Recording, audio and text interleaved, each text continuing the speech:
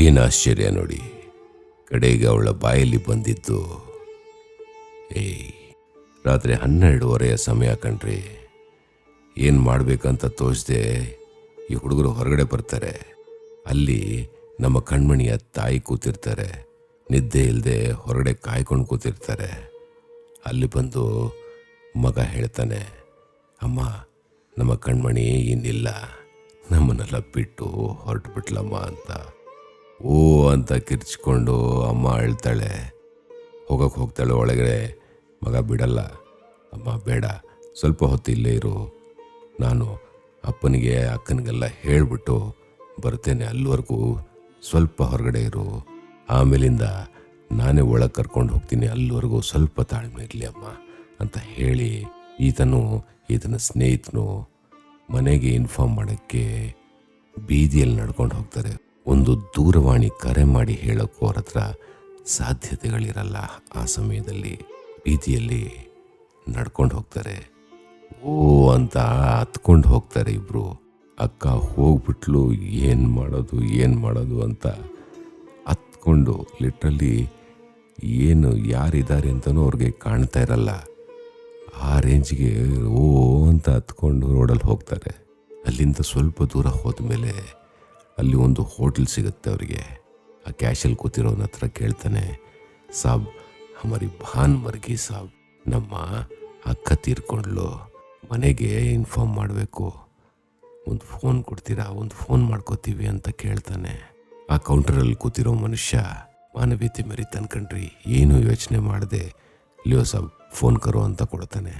Phone ಮಾಡಿದಾಗ ಅಷ್ಟರಲ್ಲಿ ಈ ಕಣ್ಮಣಿಯ ಅಕ್ಕ ಇದ್ರಲ್ಲ, ಅವಳು ಮನೆಗೆ ಬಂದಿರ್ತಾಳೆ.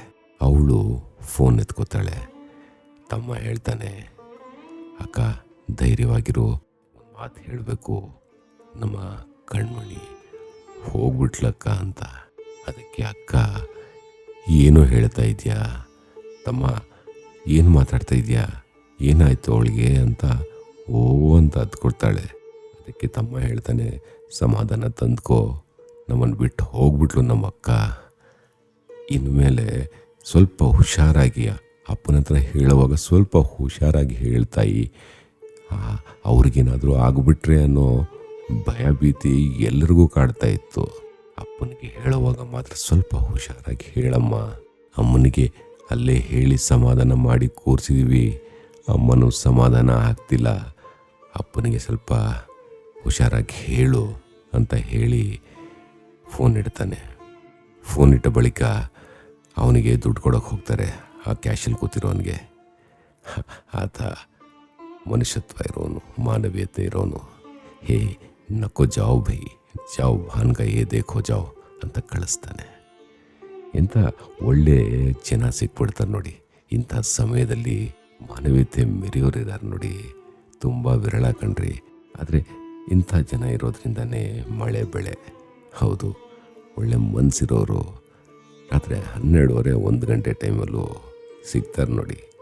ಯಾರೋ ಒಬ್ಬನಿಗೆ ಕಷ್ಟ ಅಂದರೆ ಸ್ಪಂದಿಸೋರು ಸಿಗ್ತಾರೆ ನೋಡಿ, ಖುಷಿಯಾಗತ್ತೆ. ಅಂಥ ಜನ ದೇವ್ರು ಚೆನ್ನಾಗಿಟ್ಟಿರ್ಬೇಕು ಅವ್ರನ್ನ. ರಾತ್ರಿ ಇಡೀ ಹಾಗೆ ಕಳೀತಾರೆ. 3 ಜನ, ತಮ್ಮನ ಸ್ನೇಹಿತ, ಅಮ್ಮ, 3 ಜನ ಕಣ್ಮಣಿಯ ದೇಹದ ಹತ್ರನೇ ಕೂತಿರ್ತಾರೆ. ಬೆಳಗಾಗುತ್ತೆ. ಬೆಳಗಾದ್ಮೇಲೆ ಅಲ್ಲಿಂದ ಕಣ್ಮಣಿಯ ದೇಹವನ್ನು ಎತ್ಕೊಂಡು ಹೋಗ್ತಾರೆ. ಮರಣೋತ್ತರ ಪರೀಕ್ಷೆ ಮಾಡಬೇಕಂತೆ. ಕರಳು ಕಿತ್ಕೊಂಡು ಬರುತ್ತೆ ಕಣ್ರಿ. ಅಷ್ಟು ಚಂದದ ಹುಡುಗಿ, ಅಷ್ಟು ಪ್ರೀತಿಯ ಹುಡುಗಿ, ಯಾರಿಗೂ ಕೆಟ್ಟದ್ದು ಬಯಸದ ಹುಡುಗಿ, ಇವತ್ತು ಅವಳನ್ನು ಕುಯ್ತಾರೆ. ತಗೊಂಡು ಹೋಗಿ ಪೋಸ್ಟ್ಮಾರ್ಟಮ್ ಮಾಡುವಾಗ ಆ ಹೆಣ್ಮಗುವನ್ನು ಕುಯ್ತಾರೆ. ಛೇ, ಇದೆಲ್ಲ ಬೇಕಾ? ಒಂದು ಹೆಣ್ಣು ಮಗುಗೆ ಇದೆಲ್ಲ ಬೇಕಾ? ಇದು ನಿಜವಾಗ್ಲೂ ಯೋಚನೆ ಮಾಡಬೇಕಾಗಿರೋದು ಕಣ್ರಿ. ಪ್ರೀತಿಯಲ್ಲಿ ಬಿದ್ದು ಕೊನೆಗೆ ಬೆಂಕಿಗೆ ಆಹುತಿ ಆಗ್ತಾಳೆ. ಅಲ್ಲಿಂದ ಅವಳು ಸತ್ತ ಮೇಲೂ ಅವಳ ದೇಹವನ್ನು ಕೊಯ್ದು ಪೋಸ್ಟ್ಮಾರ್ಟಮ್ ಮಾಡ್ತಾರೆ. ಬೇಕಾ ಇದು? ಒಂದು ಹೆಣ್ಣು ಮಗುಗೆ ಬೇಕಾ ಇದು ಅನ್ನೋ ಪ್ರಶ್ನೆ ನನಗೆ ತುಂಬ ಕಾಡ್ತಾ ಇದೆ. ನಮ್ಮ ಕಣ್ಮಣಿ ನಮ್ಮ ಜೊತೆ ಇಲ್ಲ. ಅವಳ ವಿಧಿವಿಧಾನಗಳನ್ನು ನಡೆಸಬೇಕಲ್ಲ, ಅಂತಿಮ ಸಂಸ್ಕಾರ ನಡೆಸಬೇಕಲ್ಲ. ಅವಳನ್ನ ಮನೆಗೆ ಬರಬೇಕು, ಅಪ್ಪನಿಗೆ ತೋರಿಸ್ಬೇಕು. ಆ ಕಡೆಗೆ ಅವಳನ್ನ ಒಂದು ಸರಿ ಆದರೂ ಅಪ್ಪನಿಗೆ ತೋರಿಸ್ಬಿಡ್ಬೇಕು. ಆ ಕೊರಗಿರುತ್ತಲ್ಲ, ತನ್ನ ಮಗಳು ಹೋಗ್ಬಿಟ್ಲು ಅನ್ನೋದು, ಅದು ಅಪ್ಪನಿಗೆ ಮಾತ್ರ ಗೊತ್ತು ಕಣ್ರಿ.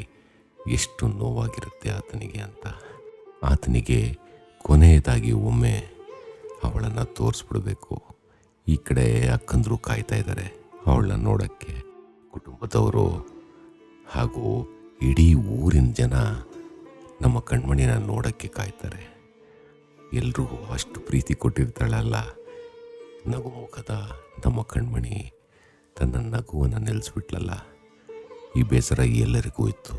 ಅವಳನ್ನು ಕೊನೆಯದಾಗಿ ಒಮ್ಮೆಲಾದರೂ ನೋಡ್ಬಿಡ್ಬೇಕು ಅಂತ ಇಡೀ ಊರಿಗೆ ಊರೇ ಕಾಯ್ತಾ ಇರುತ್ತೆ.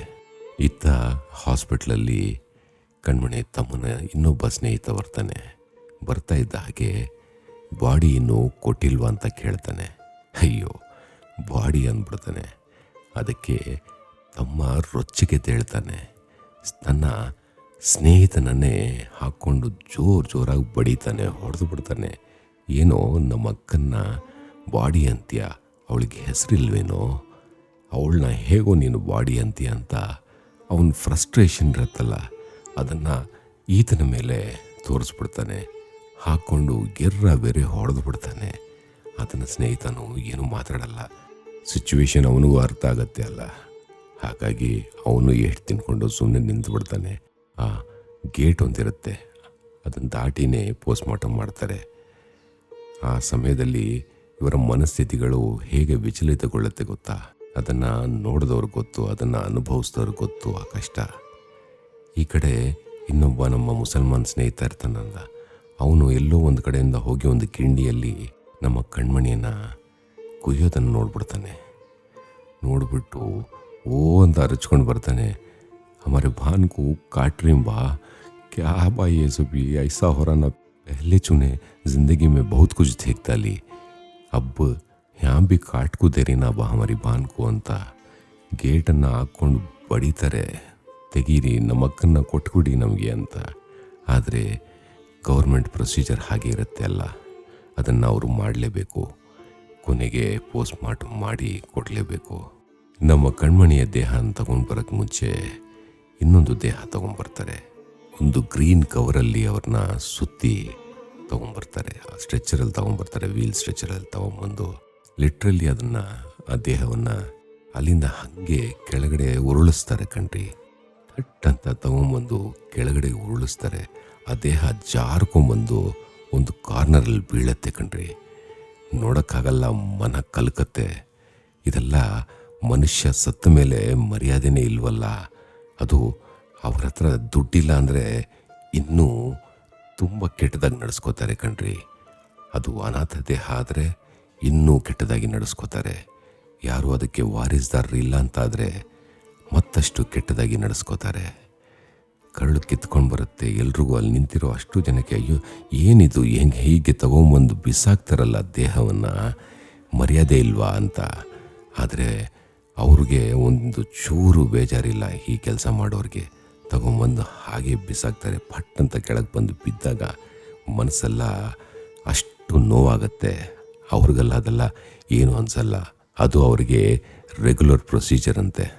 ಈ ದೇಹ ಸಿಕ್ಕಿದ್ರೆ ಸಾಕು ಅಂತ ಕುಟುಂಬದವರು ಇಷ್ಟೆಲ್ಲ ಪರದಾಡ್ತಾ ಇದ್ರೆ, ಆ ಪಾಪಿ ನಮ್ಮ ಕಣ್ಮಣಿಯ ಗಂಡ, ನಮ್ಮ ಕಣ್ಮಣಿಯ ತಮ್ಮನ ಸ್ನೇಹಿತ ಇದ್ನಲ್ಲ, ಅವನು ಬಂದಿದ್ನಲ್ಲ, ಅವನ ಹತ್ರ 3,500 ರೂಪಾಯಿ ಇಸ್ಕೊಂಡು ವಿಧಿವಿಧಾನಗಳು ನಡೆಸಬೇಕು. ನನ್ನ ಹತ್ರ ದುಡ್ಡಿಲ್ಲ, ಸ್ವಲ್ಪ ದುಡ್ಡು ಕೊಡಪ್ಪ ಅಂತ ಹೇಳಿ ದುಡ್ಡು ತಗೊಂಡು ಕುಡಿಯೋಕ್ಕೆ ಹೋಗಿರ್ತಾನೆ ಕಣ್ರಿ. ಕುಡಿದ್ಬಿಟ್ಟು ಬಂದಿರ್ತಾನೆ ಅಲ್ಲಿ. ನೋಡಿ ಹೇಗಿರ್ತಾರೆ ಜನ ಅಂತ. ಕಷ್ಟ ಆಗುತ್ತೆ. ಇಂಥ ಜನರನ್ನು ನಮ್ಮ ಜೀವನದಲ್ಲಿ ಆಯ್ಕೆ ಮಾಡಿಕೊಂಡು ಅವ್ರಿಗೆ ಪ್ರೀತಿ ಹಂಚಿ ಕಡೆಗೆ ಏನು ಸಿಗತ್ತೆ ನಮಗೆ? ಬರೀ ನೋವು. ನಮ್ಮ ಹೆಣ್ಮಕ್ಳು ಇಂಥವ್ರ ಬಗ್ಗೆ ಸ್ವಲ್ಪ ಹುಷಾರಾಗಿರಬೇಕು ಕಣ್ರಿ. ಸ್ವಲ್ಪ ಯೋಚನೆ ಮಾಡಬೇಕು. ಮರಳು ಮಾಡಿಬಿಡ್ತಾರೆ ಇವರೆಲ್ಲ. ತುಂಬ ನಾಟಕ ಮಾಡಿಬಿಡ್ತಾರೆ. ತುಂಬ ಪ್ರೀತಿ ತೋರಿಸೋ ಥರ ನಾಟಕ ಮಾಡಿ ಏಮಾರಿಸ್ಬಿಡ್ತಾರೆ. ಈ ಕುಡುಕ ಅಲ್ಲಿ ಬಂದು ನಿಂತಿರ್ತಾನೆ. ಇಷ್ಟೆಲ್ಲ ಅವನ ಕೈಯಲ್ಲಿ ಮಾಡೋಕ್ಕಾಗೋದು ಎಲ್ಲ ಮಾಡಿಬಿಟ್ಟ. ಇವಾಗ ಅದು ಕುಡಿಯೋಕ್ಕೂ ಅವನೋ ಆ ಥರ ಸಾಲ ಮಾಡಿ ಇಲ್ಲಿ ಬಂದು ನಿಂತಿರ್ತಾನೆ. ಕೊನೆಗೂ ಸಮಯ ಬಂತು. ಒಂದು ಆ್ಯಂಬುಲೆನ್ಸ್ ಅರೇಂಜ್ ಮಾಡಿಕೊಂಡು ಕಣ್ಮಣಿಯ ದೇಹವನ್ನು ಮನೆಗೆ ತರಬೇಕು. ಮನೆಗೆ ತಂದು ಎಲ್ರಿಗೂ ಅಂತಿಮ ದರ್ಶನಕ್ಕೆ ವ್ಯವಸ್ಥೆ ಮಾಡಿಕೊಡ್ಬೇಕು ಅಂತ ಮನೆಗೆ ತರಕ್ಕೆ ಗಾಡಿಗೆ ಹತ್ತಿಸ್ತಾರೆ ನಮ್ಮ ಕಣ್ಮಣಿಯನ್ನು. ಆ ಗಾಡಿಯಲ್ಲಿ ಬೇರೆ ಯಾರೂ ಹತ್ತಲ್ಲ ಕಣ್ರಿ, ಈಕೆಯ ತಮ್ಮ, ಈಕೆಯ ಸ್ನೇಹಿತ. ಅದೇ ರಾತ್ರಿ ಎಲ್ಲ ಜೊತೆಗಿದ್ನಲ್ಲ ನಮ್ಮ ಹುಡುಗ, ಅವನು ಅಲ್ಲಿ ಜೊತೆಗಿರ್ತಾನೆ. ಗಾಡಿಯಲ್ಲಿ ಇವರಿಬ್ಬರೇ. ಗಾಡಿ ಅಲ್ಲಿಂದ ಹೊರಡತ್ತೆ. ಅಕ್ಕನನ್ನು ನೋಡ್ತಾ ಕೂತಿರ್ತಾನೆ ತಮ್ಮ. ಅಷ್ಟರಲ್ಲಿ ಕಣ್ಮಣಿಯ ತಮ್ಮ ಇದ್ದಾನಲ್ಲ, ಅವನ ಸ್ನೇಹಿತ ಒಂದು ಕೆಲಸ ಮಾಡ್ತಾನೆ ಕಣ್ರಿ. ಮನಸ್ಸಿಗೆ ಒಂಥರ ಆಗತ್ತೆ ಅವನು ಮಾಡಿದ್ದು ನೋಡಿದ್ರೆ. ಅಕ್ಕ ಒತ್ತೆ ಖೂಬ್ಸೂರತ್, ಅಷ್ಟು ಚೆಂದ ಇರೋರು. ಅವ್ರನ್ನ ಹೇಗಿದ್ರು ಹಾಗೆ ಕರ್ಕೊಂಡು ಹೋಗ್ಬೇಕು ಕಣೋ ನಾವು. ಹೀಗೆ ಸುಟ್ಟು ಮುಖ ಎಲ್ಲ ನಾವು ಯಾರಿಗೂ ತೋರಿಸ್ಬಾರ್ದು ಅಂತ ಆ ಒಂದು ಪಿಂಕ್ ಪೌಡ್ರ್ ಸಿಗತ್ತೆ, ಅದನ್ನು ಹೋಗಿ ತಂದಿರ್ತಾನೆ ಆ ಹುಡುಗ. ಯಾವುದೋ ಅಂಗಡಿಯಿಂದ ತಂದು ಅವಳ ಮುಖದ ಮೇಲೆ ಮೇಕಪ್ ಮಾಡ್ತಾನೆ ಕಣ್ರಿ. ನಮ್ಮ ಕಣ್ಮಣಿಗೆ ಮೇಕಪ್ ಮಾಡ್ತಾನೆ. ಆ ಸ್ಕಿನ್ನಿಗೆ ಮ್ಯಾಚ್ ಮಾಡೋಕ್ಕೆ ನೋಡ್ತಾನೆ, ಆ ಚರ್ಮಕ್ಕೆ ಮ್ಯಾಚ್ ಮಾಡೋಕ್ಕೆ ನೋಡ್ತಾನೆ. ಯಾರಿಗೂ ಅದು ಕಾಣಿಸ್ಬಾರ್ದು ಅಂತ ಆ ಪೋಸ್ಟ್ ಮಾರ್ಟಮ್ ಮಾಡಿದ್ಮೇಲೆ ಆ ಗ್ರೀನ್ ಕವರಲ್ಲಿ ಸುತ್ತಿರ್ತಾರಲ್ಲ, ಬರೀ ಫೇಸ್ ಮಾತ್ರ ಬಿಟ್ಟಿರ್ತಾರೆ, ಮುಖ ಮಾತ್ರ ಕಾಣೋ ಥರ ಬಿಟ್ಟಿರ್ತಾರೆ. ಆ ಮುಖದಲ್ಲಿ ಸುಟ್ಟು ಹೋದ ಕಲೆಗಳಿರುತ್ತಲ್ಲ, ಅದನ್ನೆಲ್ಲ ಈ ಪಿಂಕ್ ಪೌಡರಿಂದ ಮುಚ್ತಾನೆ ಆ ಹುಡುಗ. ಎಷ್ಟು ಕಾಳಜಿ ತಗೋತಾನೆ ನೋಡಿ. ಅಲ್ಲಿ ಮನೆಗೆ ತೊಗೊಂಬಂದರೆ ಅಪ್ಪ ನೋಡ್ತಾರೆ, ಎಲ್ಲರೂ ನೋಡ್ತಾರೆ. ನೋಡ್ಬಿಟ್ಟು ಘಾಸಿ ಆಗತ್ತೆ ಅಂದ್ಬಿಟ್ಟು ಇಷ್ಟು ಯೋಚನೆ ಮಾಡ್ತಾರಲ್ಲ ಈ ಹೃದಯಗಳಿಗೆ. ಏನು ಹೇಳೋಣ, ಒಂದು ಕಡೆ ಈ ರೀತಿ ಕರುವ ಹೃದಯಗಳು, ಇನ್ನೊಂದು ಕಡೆ ಕಲ್ಮನಸ್ಸಿನ ಆಕೆ ಗಂಡ. ತಮ್ಮ ಮನಸ್ಸಲ್ಲಿ ದೃಢ ನಿಶ್ಚಯ ಮಾಡ್ತಾನೆ, ಯಾರ ಮುಂದೆನೂ ನಾನು ಕಣ್ಣೀರು ಹಾಕಬಾರ್ದು, ನಾನೇ ಸಂಭಾಳಿಸ್ಬೇಕು. ಅಪ್ಪನನ್ನು, ಅಕ್ಕನನ್ನು, ಅಮ್ಮನನ್ನು ಎಲ್ಲರನ್ನೂ ನಾನೇ ಸಂಭಾಳಿಸ್ಬೇಕು. ಹಾಗಾಗಿ ಒಂದು ತೊಟ್ಟು ನೀರು ನನ್ನ ಕಣ್ಣಿಂದ ಬರಬಾರ್ದು ಅಂತ ಡಿಸೈಡ್ ಮಾಡಿ ಗಾಡಿಯಲ್ಲಿ ಕೂರ್ತಾನೆ. ತಗೊಂಬರ್ತಾರೆ. ಇಡೀ ಏರಿಯಾದವರು ಬಂದು ಆ ಆಂಬುಲೆನ್ಸ್ನ ಇಣುಕಿ ನಮ್ಮ ಕಣ್ಮಣಿನ ನೋಡ್ತಾರೆ. ಗಾಡಿ ಬರ್ತಾ ಇದ್ದ ಹಾಗೆ ಇಡೀ ಏರಿಯಾ ಜನ ಮನೆಯಿಂದ ಹೊರಗಡೆ ಬಂದು ಕಣ್ಮಣಿನ ನೋಡೋಕ್ಕೆ ಶುರು ಮಾಡ್ತಾರೆ. ಅಯ್ಯೋ, ಈ ಹುಡುಗಿಗೆ ಈ ಪರಿಸ್ಥಿತಿನ, ಯಾಕಪ್ಪ ದೇವರೇ ನಿನಗೆ ಕರುಣೆನೇ ಇಲ್ವಾ? ಈ ಹುಡುಗಿನ ಈ ರೀತಿ ಮನೆಗೆ ವಾಪಸ್ ಕಳಿಸಿದೆಯಲ್ಲ, ನಿನಗೆ ಚೂರು ಕರುಣೆನೇ ಇಲ್ವಾ ಅಂತ ದೇವರಿಗೆ ಹಿಡಿ ಶಾಪ ಹಾಕ್ತಾರೆ ಕಣ್ರಿ ಈ ಜನ. ಯಾಕಂದರೆ ನಮ್ಮ ಕಣ್ಮಣಿನ ಎಲ್ಲರೂ ನೋಡಿದಾರಲ್ಲ, ಅವಳು ಎಂಥವಳು ಅಂತ ನೋಡಿದ್ದಾರೆ. ಹಾಗಿದ್ರೂ ಅವಳಿಗೆ ಈ ರೀತಿಯ ದುರಂತ ಅಂತ್ಯ ಬಂದಿರೋದು ಮಾತ್ರ ಯಾರಿಗೂ ಜೀರ್ಣ ಆಗಿಲ್ಲ. ಅಲ್ಲಿಂದ ಮುಂದಕ್ಕೆ ಸಾಗಿ ಮನೆ ಹತ್ರಕ್ಕೆ ಬರುತ್ತೆ ಆ್ಯಂಬುಲೆನ್ಸ್ ಡೋರ್ ತೆಗೆಯುತ್ತೆ. ಅಲ್ಲಿ ಒಬ್ಬರು ಬರ್ತಾರೆ ಕಣ್ರಿ. ಚಿಕ್ಕ ವಯಸ್ಸಿಂದ ಇವ್ರ ಫ್ಯಾಮಿಲಿ ಜೊತೆಗೆ ತುಂಬ ಇನ್ವಾಲ್ವ್ಮೆಂಟ್ ಇರೋ, ಅವರು ರಕ್ತ ಸಂಬಂಧ ಅಲ್ಲ, ಆದರೆ ಆ ಅಮ್ಮ ಇವ್ರಿಗೆ ತುಂಬ ಪ್ರೀತಿ ಕೊಟ್ಟಿರ್ತಾರೆ. ಎಲ್ಲ ಮಕ್ಕಳನ್ನು ಸಾಕಿ ಸಲಹಿರ್ತಾರೆ. ಅವರು ಬಂದು ಅಲ್ಲಿ ಮುಂದೆ ನಿಂತಾರೆ. ಏನಪ್ಪ, ನಮ್ಮ ಹುಡುಗಿ ಹೋಗ್ಬಿಟ್ಲಲ್ಲ ಅಂತ ತಮ್ಮನನ್ನು ನೋಡಿ ಕೇಳ್ತಾರೆ. ಇಷ್ಟು ದೃಢ ನಿಶ್ಚಯ ಮಾಡಿರೋ ಈ ಹುಡುಗ ಅವರನ್ನು ನೋಡಿದ ತಕ್ಷಣ ಒಡೆದು ಹೋಗ್ತಾನೆ. ಅವ್ರನ್ನ ಅತ್ತೆ ಅಂತ ಕರೆಯೋರು, ರಕ್ತ ಸಂಬಂಧ ಅಲ್ಲ, ಆದರೆ ಅವ್ರನ್ನ ಅತ್ತೆ ಅಂತ ಕರೆಯೋರು ಇವರೆಲ್ಲ, ಈ ಮಕ್ಕಳೆಲ್ಲ. ಅವರನ್ನು ನೋಡಿದ ತಕ್ಷಣ ಓ ಅಂತ ಚೀರು ಬಿಡ್ತಾನೆ ನಮ್ಮ ಕಣ್ಮಣಿಯ ತಮ್ಮ. ಹತ್ತು ಬಿಡ್ತಾನೆ. ಅವರ ತೋಳಲ್ಲಿ ತಲೆ ಇಟ್ಟು ಜೋರಾಗಿ ಹತ್ತು ಬಿಡ್ತಾನೆ.